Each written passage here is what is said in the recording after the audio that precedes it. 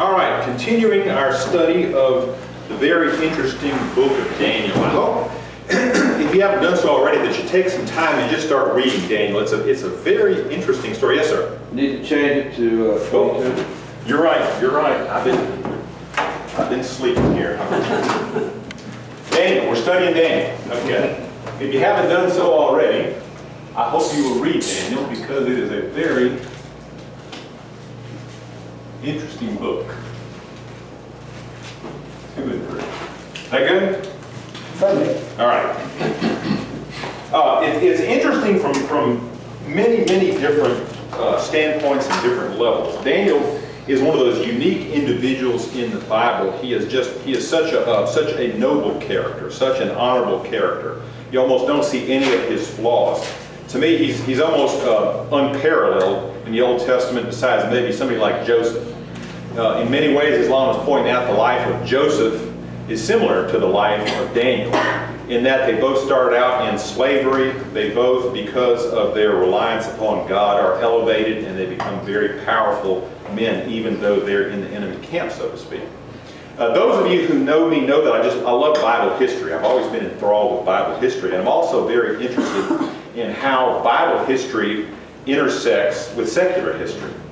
And it's interesting that insofar as this period of history that we're in right now, we can track a lot of the intersection, because the Babylonians were prolific writers. I don't know if you've ever studied, but there is a body of work called the Babylonian Chronicles, and they're cuneiform clay tablets in which the events of many of the Babylonian kings are recorded.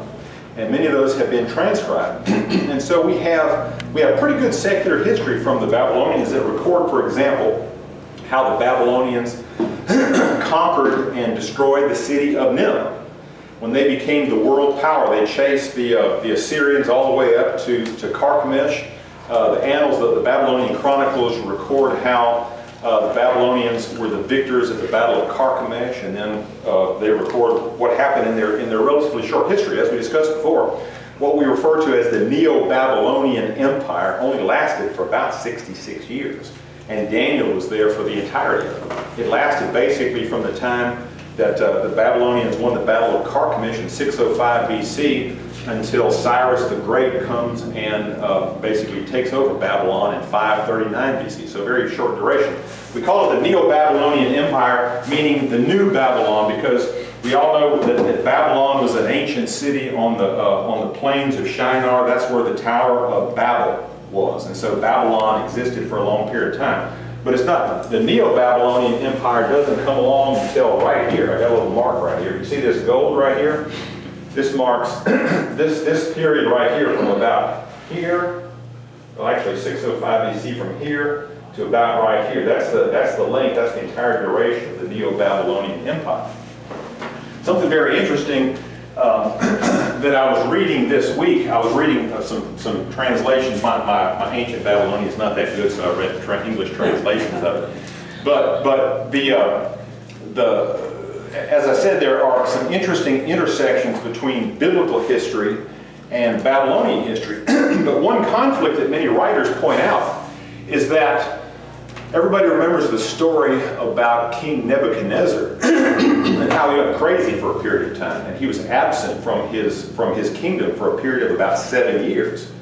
The interesting thing that you see there is when you look at the life history of Nebuchadnezzar, who was chronicled, there isn't a period of time that he was absent from his kingdom for 7 years. And so a lot of people point out, there's an error in the Bible. Because what the Bible says about Nebuchadnezzar going crazy and being absent for 7 years, that just doesn't square up with Babylonian history. But here's something interesting that I found.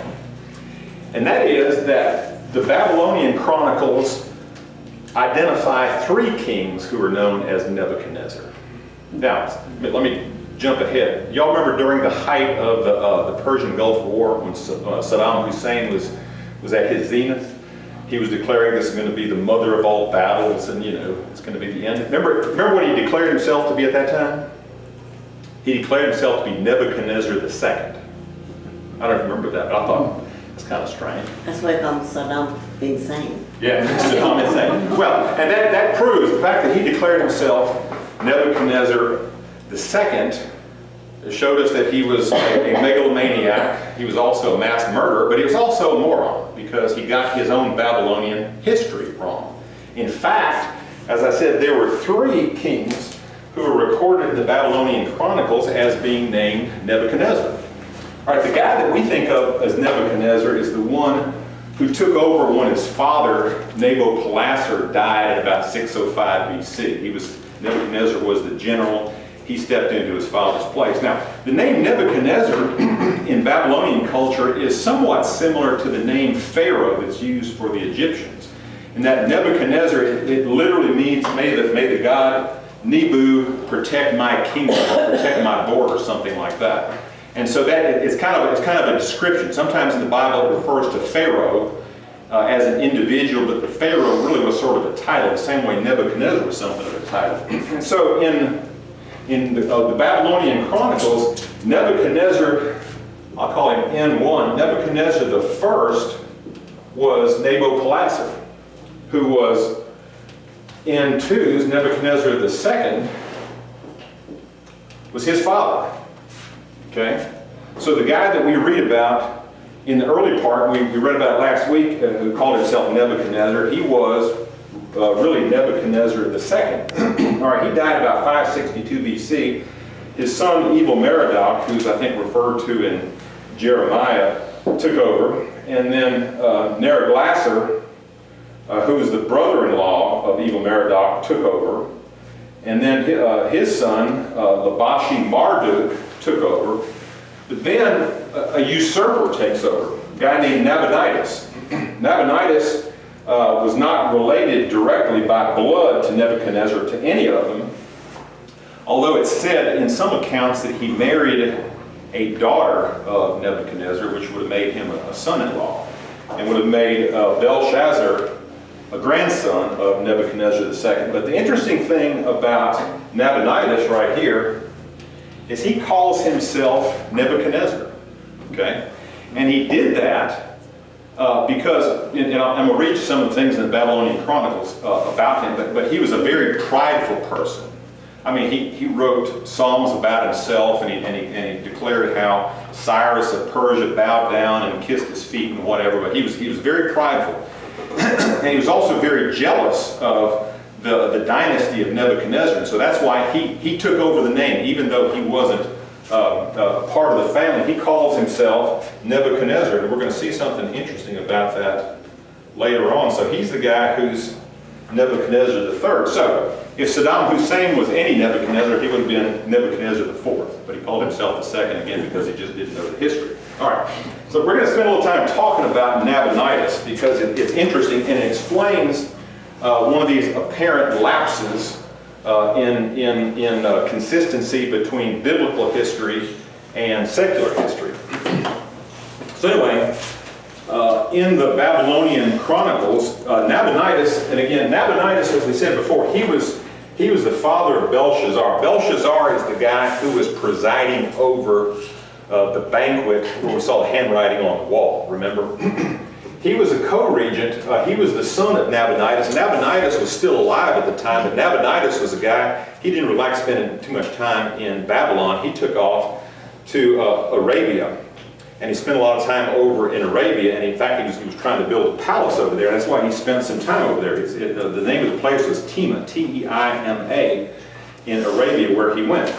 But some of the things that are said in the Babylonian Chronicles about him is that, as I said before, the line of succession is established very well. But, and again, he was the co-regent, but he was a guy who very much believed in dreams. Even in the Babylonian Chronicles, he's recorded as a guy who thought there was much significance to dreams. It is recorded that he had a dream at one point in time that shocked him so much that he sought the help of others to interpret the dream. And we're going to read about that. Much of this relates to chapter 4, as you may have guessed already. It says, the chronicles report dreams and visions that Nabonidus had, in which Nebuchadnezzar and two Babylonian gods appeared to him and expressed their approval. There's an account that records that while Nabonidus was in Tema, he had a frightening dream, after which he returned to Babylon. And the term that's used for frightening in the Babylonian Chronicles is almost exactly the same word that's used in Daniel chapter 4 about the dream that Nebuchadnezzar had. And of course what this is pointing to is the thesis that the Nebuchadnezzar of chapter 4 is not Nebuchadnezzar II, but is actually Nabonidus. And if that's the case, the Babylonian history lines up exactly with secular history, because it is reported that Nabonidus was gone and unaccounted for a period of about 10 years. And he was outside of Babylon. He would have been in Tema in Arabia. So that account of Nabonidus, Nebuchadnezzar III, lines up exactly with the history of this Nebuchadnezzar who's described in chapter 4. So anyway, I thought that was very interesting, and once again, I think it's very enlightening how a lot of times secular history will try to find fault with the Bible, but sure enough, the deeper you dig, you find out that actually Bible history is right on the mark. Then it's not out of step. Another thing that is recorded about King Nabonidus is that he's recounted as a guy who really was kind of crazy. Not only was he a megalomaniac, not only was he a guy who wrote praises to himself, but he was known as kind of nutty. And then another interesting thing is later in his life, remember in chapter 4, how that Nebuchadnezzar had a dream. And the dream was interpreted by Daniel. And Daniel basically said, you're going to go crazy. You're going to wander around. You're going to be eating grass. You're going to be growing long hair. And you're going to be nutty.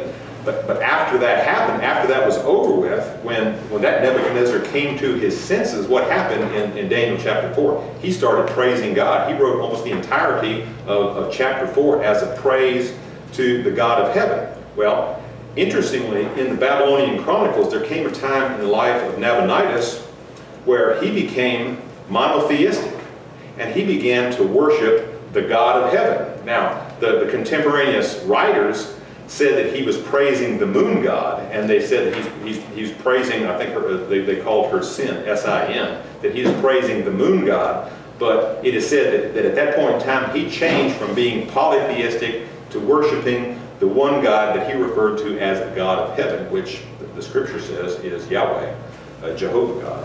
So again, very, very interesting. If you have time, look up the Babylonian Chronicles and read about it. It is a very interesting body of work. All right. So I think last time we left off at about chapter 217. Yeah, let's back up just a little bit. 217, got it up there. You remember what happened was King Nebuchadnezzar, who I think is Nebuchadnezzar II, he had a dream. And it was a dream that troubled him greatly. And so he summoned all the wise men of the land. And he says, guys, I want you to first tell me what my dream was and then interpret it for me. And everybody says, nobody can do that. Nobody can tell you what your dream is. That only a God, only a supernatural power could do that. And so the king was upset that nobody could interpret his dream or tell him what his dream was. And so what did he do? He gave orders that all the wise men in the land, both the Babylonians as well as these young men who came from Judah, they were to be killed. It says in verse 13, so the decree went forth that the wise men should be slain, and they looked for Daniel and his friends to kill them. Then Daniel replied with discretion and discernment to Arioch, the captain of the king's bodyguard, who had gone forth to slay the wise men of Babylon. He answered them and said, Arioch, the king's commander, for what reason is the decree of the king so urgent? And Arioch informed Daniel about the matter. So Daniel went in and requested of the king that he would give him time in order that he might declare the interpretation to the king. One of the very interesting things about Daniel is that we see throughout the book is that he was a young man. He was patient, and he had discretion, and he had discernment. Remember, one of the first things we learned about him is that when he was taken into the king's court, they were going to give him special wine to drink and special food to eat.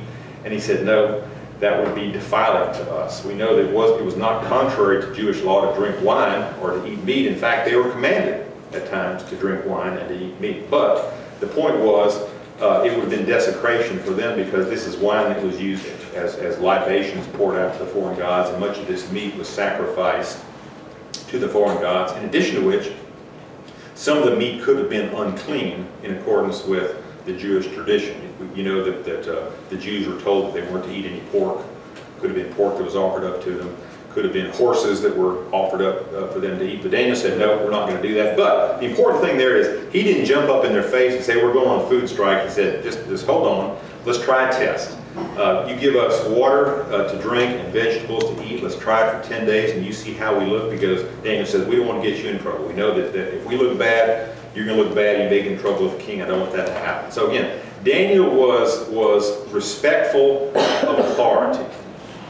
And that's one of the key things that we learn about Daniel is the book of Daniel is all about the sovereignty of God, that God is always in control. God is sovereign over kings, he's sovereign over nations, he's sovereign over individuals. In fact, there's a phrase that's repeated several times in the book of Daniel, one time in Daniel 4:25, where he says, the Most High is sovereign over the kingdoms of men, and the Most High gives them to whomever he wishes. And so Daniel was all about telling the kings of Babylon that, guess what? The only reason you're in power is because the God of heaven put you there. He put you there and he can take you out. Daniel understood that. Daniel was a man who understood authority. And so it was part of Daniel's task to let that message be given to the kings at the time. Another interesting thing about Daniel, before we pick up from here, is that you probably already gleaned, is an interesting thing about the first 6 chapters of Daniel. Each one of those chapters could almost be a standalone chapter. The way it starts, the way it finishes, it's almost independent from the other chapters. But as you read through that, you'll notice and see they all tell it like a separate story. And then we'll get past that, we get into prophecies. Okay, chapter 2, verse 17. Lon, you want to pick up reading?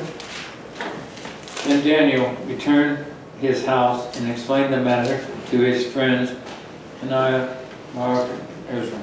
He urged them to plead for mercy from the God of heaven concerning this mystery, so that he and his friends might not be executed with the rest of the wise men of Babylon.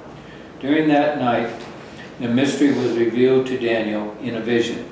Then Daniel praised the God of heaven and said, Praise be the name of God forever and ever. Wisdom and power are his. He changes times and seasons. He disposes kings and rises up others. He gives wisdom to the wise and knowledge to the discerning. He reveals deep and hidden things. He knows what lies in darkness, and light dwells with him. I thank and praise you, God of my ancestors. You have given me wisdom and power. You have made known to me what we asked of you. You have made known to us the dream of the king.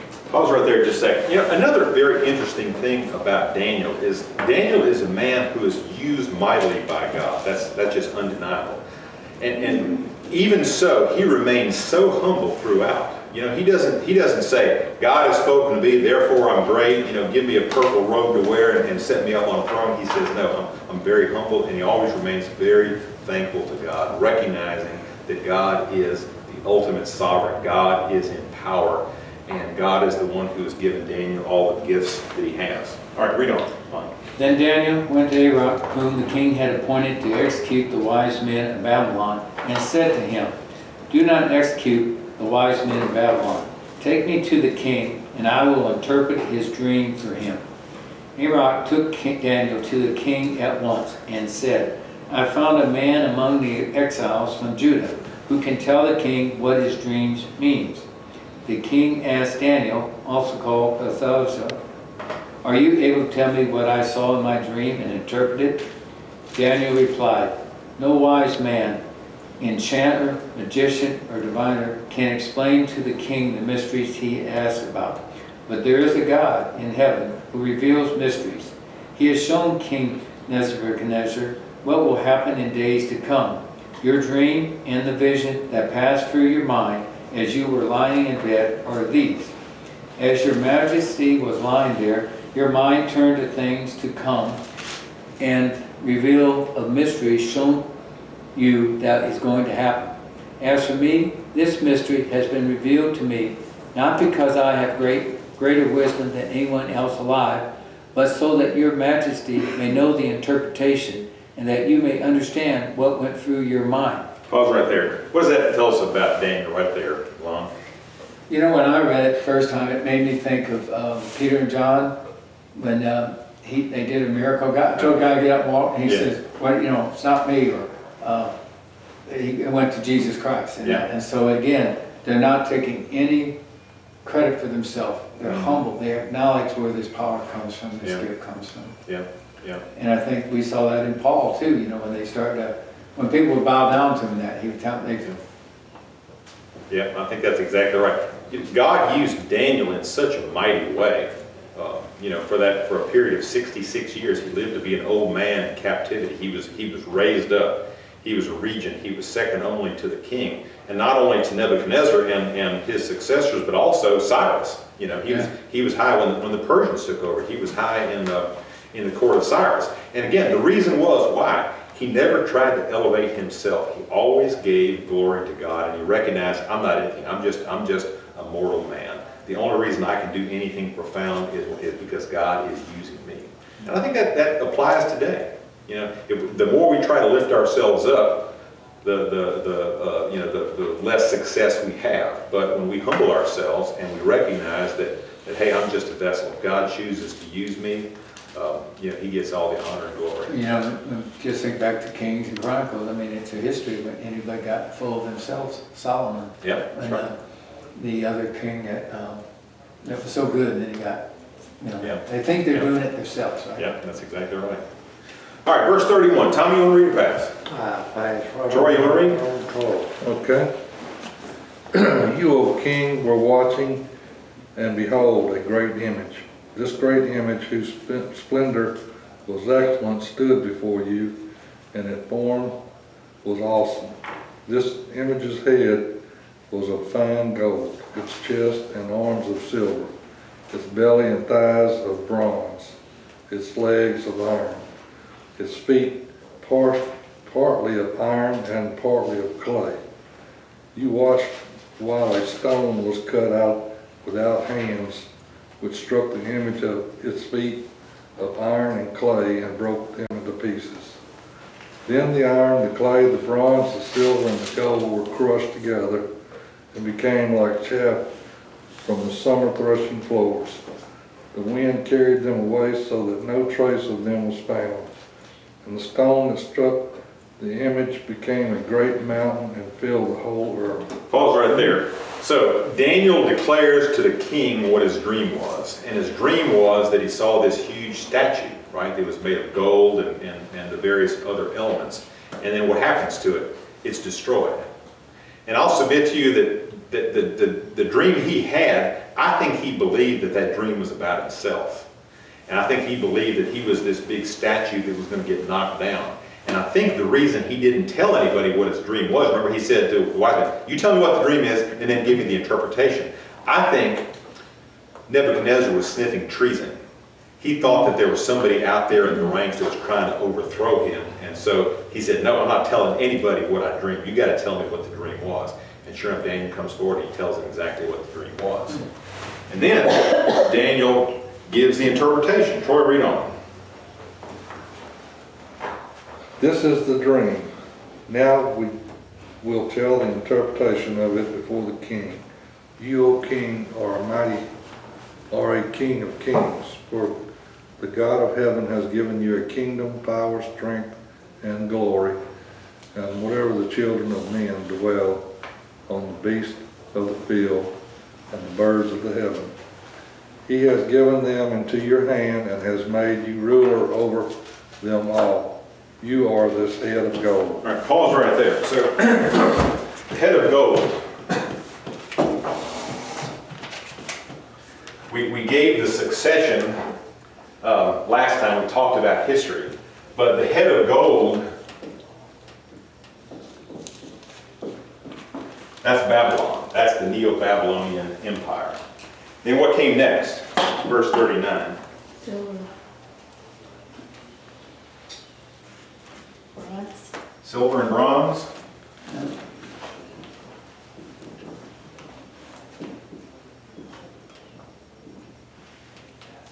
Mine doesn't say silver. What verse is that in?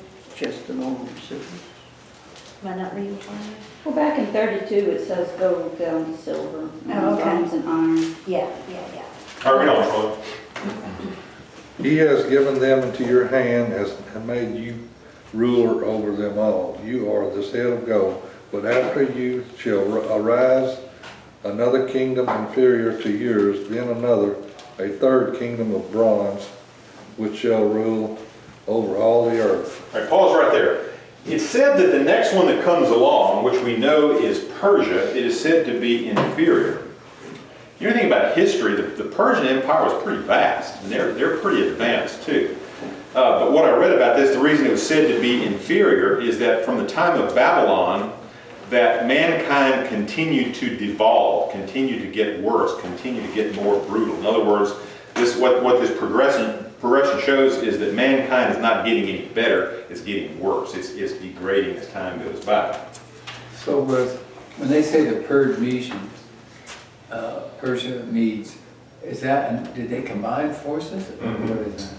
Were they neighbors or something? They did. There were two separate cultures, Persia and the Medes, and they banded together when Nabopolassar was starting his campaign to defeat the Assyrians. They formed an alliance. Actually, the Babylonians, they started out as Chaldeans, and so the Medes and the Persians got together with him to defeat the Assyrians, and then the Medes and the Persians sort of broke away. They remained their own power. They were much larger in land mass than Babylon, and they became very powerful, and they lasted for a longer period of time. But yeah, the Medes and the Persians, they're kind of blended together, but they were two separate cultures.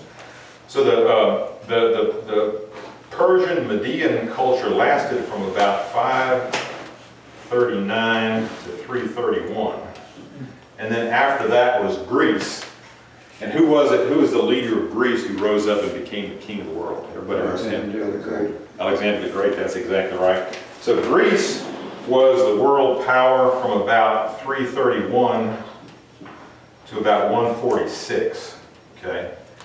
And then Rome, the up-and-comer, I think Rome was initially founded about 753 BC, and they began to gain more and more power. And finally, in about 146 BC, they defeat the Carthaginians, and they become the world power, and they remain in power from roughly 146 BC. Rome fell in about 476 AD, so they're around for a good long period of time. And did we get to that verse 40, Troy, read that? And the fourth kingdom shall be as strong as iron, inasmuch as iron breaks in pieces and shatters everything, and like iron that crushes, that kingdom will break into pieces and crush all others. Whereas you saw the feet and the toes, partly of potter's clay and partly of iron, the kingdom shall be divided, yet the strength of the iron shall be in it, just as you saw the iron mixed with ceramic clay. And as the toes of the feet were partly of iron and partly of clay, so the kingdom shall be partly strong and partly fragile. As you saw iron mixed with ceramic clay, they will mingle with the seed of men, but they will not adhere to one another, just as iron does not mix with clay. Now, pause right there a second. There are many, many volumes written about those references there to the iron and to the clay and to the 10 toes and to the 2 legs, and we could go on forever about that. But one of the things that is referred to is the 2 legs of Rome, and some writers think that relates to the time when Rome was split. Remember, the center of Roman power was Rome itself, but then there was a period of time that they established another capital in Constantinople. East and west. Yeah, they had an east and a west, and they began to totter, and they began to weaken. We don't need to go into all that history now, but I think it's pretty clear that what's being referred to as Rome, because when you get through those, during the time of Rome's almost their zenith of power, what happens? Pick up in verse 44. Joanne, you want to read? You pass? Sarah, Warren? In the time of those kings, the God of heaven will set up a kingdom that will never be destroyed, nor will be left to another people. It will crush all those kingdoms and bring them to an end, but it will itself endure forever. This is the meaning of the vision of the rock cut out of the mountain, but not by human hands, a rock that broke the iron, the bronze, the clay, the silver, and the gold pieces. The great God has shown the king what will take place in the future. The dream is true and the interpretation is trustworthy. So what is that 1, 2, 3, 4, what is that fifth Jesus. part of, yeah, the stone, it says a stone is cut out without human hands comes along. What is that? That is the beginning of the Messianic period, which, again, not coincidentally, comes during the time that Rome is in power. We know what was going on there in the land of Israel at the time. Rome is in power, the Messiah comes. And it is said that the Messiah will grow into a mountain that fills the earth and is something that crushes all the other kingdoms.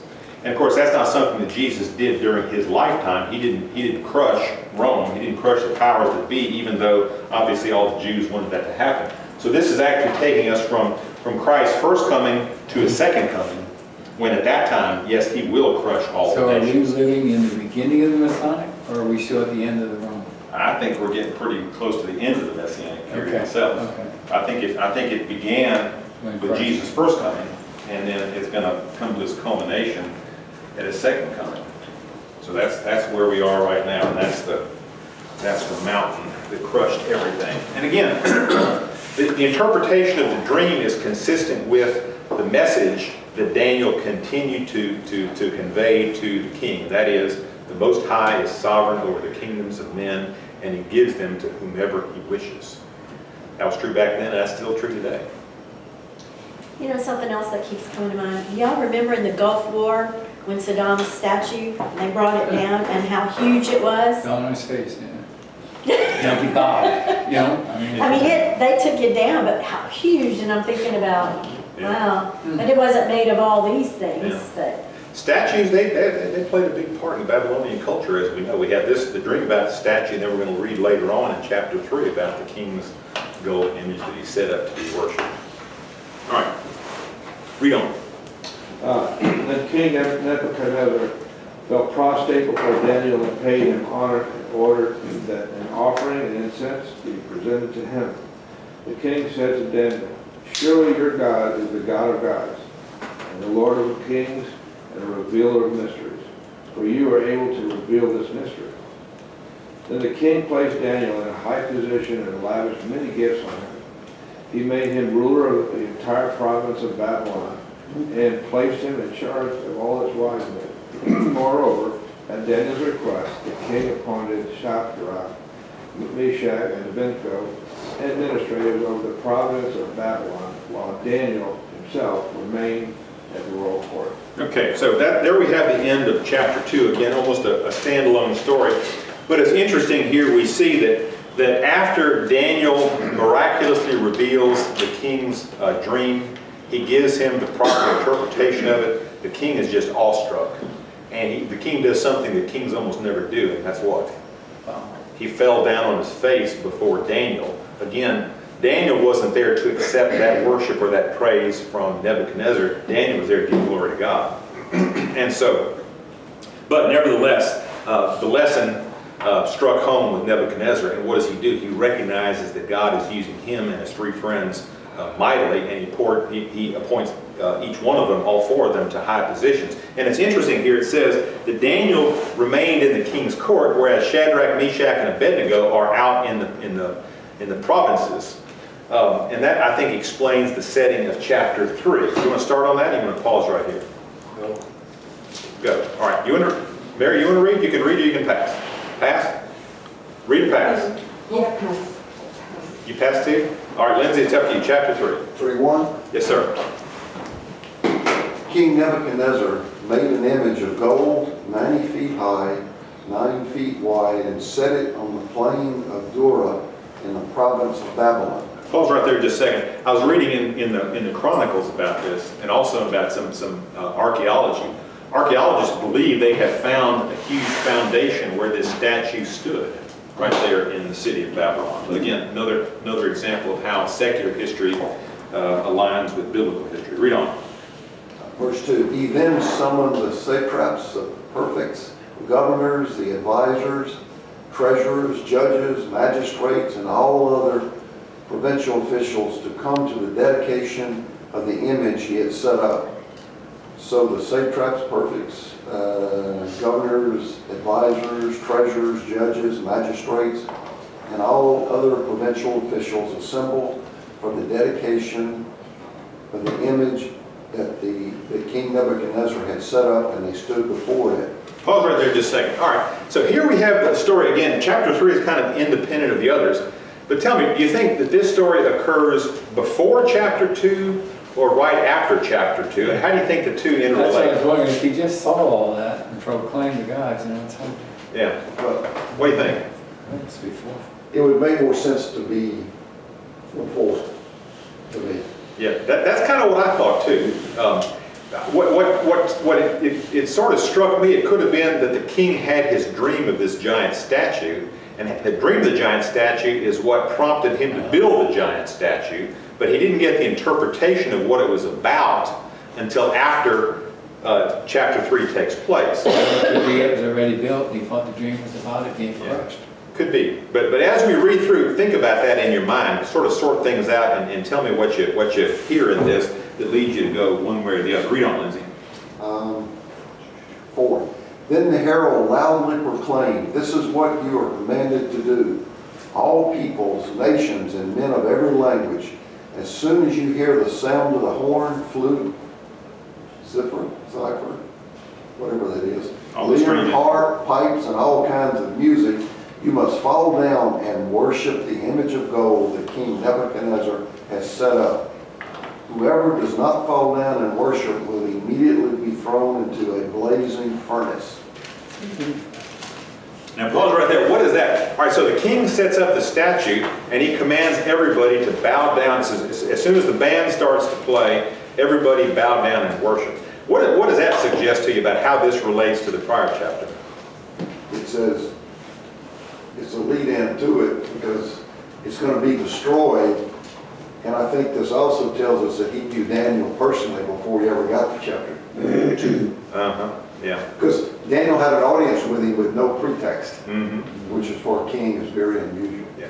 What struck me as unusual is obviously at the end of chapter 2, Nebuchadnezzar has this epiphany, right? That there is a God in heaven who's a great God who reveals all things.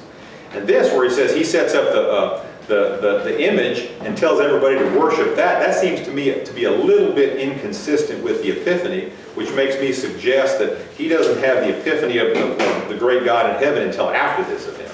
So that's just a thought. Or it could be that that even though he had the epiphany, he is just so prideful and so arrogant that he still wants people to worship him. I guess it could be either way. Read on. Therefore, as soon as they heard the sound of the horn, flute, and something in a lyre, harp, and all other kinds of music, all the peoples, nations, and men of every language fell down and worshipped the image of gold that the king Nebuchadnezzar had set up. All right, verse 8. Nancy, you want to read? Accordingly, at this time, certain Chaldeans came forward and denounced the Jews. They said to King Nebuchadnezzar, O king, live forever. You, O king, have made a decree that everyone who hears the sound of the horn, pipe, lyre, trigon, harp, drum, and entire musical ensemble shall fall down and worship the golden statue, and whoever does not fall down and worship shall be thrown into a furnace of blazing fire. There are certain Jews whom you have appointed over the affairs of the province of Babylon, Shadrach, Meshach, and Abednego. These pay no heed to you, O king. They do not serve your gods, and they do not worship the golden statue that you have set up. Pause right there. This reference to Shadrach and Meshach and Abednego, they've been appointed, and of course the appointment comes at the end of chapter 2, so that makes you suggest that this occurs after chapter 2 rather than before. I don't know. Read on. Then Nebuchadnezzar, in furious rage, commanded that Shadrach, Meshach, and Abednego be brought in. So they brought those men before the king. Nebuchadnezzar said to them, Is it true, O Shadrach, Meshach, and Abednego, that you do not serve my gods, and you do not worship the golden statue that I have set up? Now if you are ready when you hear the sound of the horn, pipe, lyre, trigon, harp, drum, and entire musical ensemble to fall down and worship the statue that I have made, well and good. But if you do not worship, you shall immediately be thrown into a furnace of blazing fire, and who is the God that will deliver you out of my hands? Shadrach, Meshach, and Abednego answered the king, O Nebuchadnezzar, we have no need to present a defense to you in this matter. If our God, whom we serve, is able to deliver us from the furnace of blazing fire and out of your hand, O king, let him deliver us. But if not, be it known to you, O king, that we will not serve your gods, and we will not worship the golden statue that you have set up. I was right there.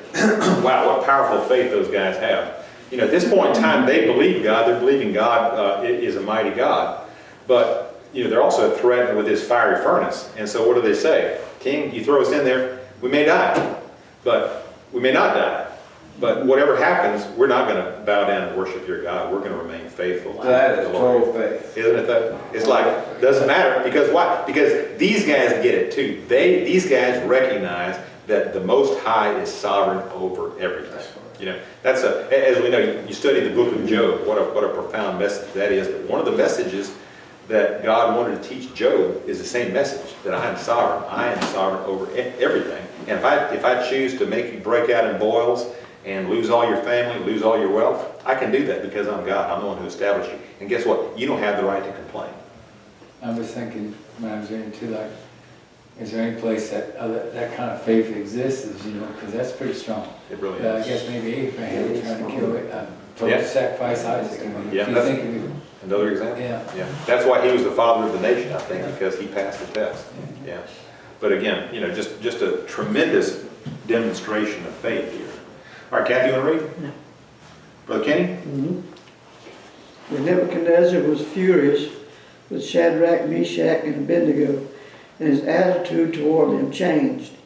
He ordered the furnace heated 7 times hotter than usual, commanded some of the strongest soldiers of his army to tie up Shadrach, Meshach, and Abednego and throw them into the blazing furnace. So these men, wearing their robes, trousers, turbans, and other clothes, were bound and thrown into the blazing furnace.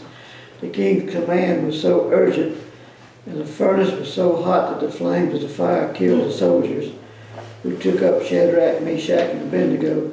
Pause right there. How do you think that happened? The soldiers that are carrying them in, the soldiers pitched the 3 guys in there, and then they perish. I guess maybe they didn't have their Nomex on at the time. They didn't have time to put that on. Either that, or some say it could have been that the wind shifted. You know, if you've ever been standing by a campfire, that wind will shift sometime and singe you if you're not careful. But anyway, whatever happened, the fire was heated up a lot hotter than it ordinarily would be. Shadrach, Meshach, and Abednego are cast in. The soldiers who had them, they perish.